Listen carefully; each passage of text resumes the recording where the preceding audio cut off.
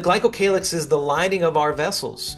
So it's a slippery, slimy substance that make up and outline our whole microvascular system. Yep. And Great it can be stuff. quickly degraded. So glucose dysfunction, alcohol, toxins in the environment. But the good news is that as quickly as it can degrade, we can repair and regenerate. So what I like to refer to the glycocalyx is the bodyguard or the security network outlining our whole vascular network. Leaky vessel, right? I know you've been talking about leaky gut for a long time, but your listeners are going to start being very familiar with what we call leaky vessels, and that is the degradation of the glycocalyx.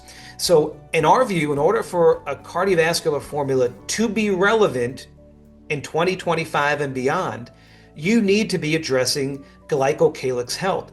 We already talked about elevation of lipids and hypertension. We also want to talk about nitric oxide and circulation and fibrinogen levels. And another emerging area is vascular aging and NAD decline.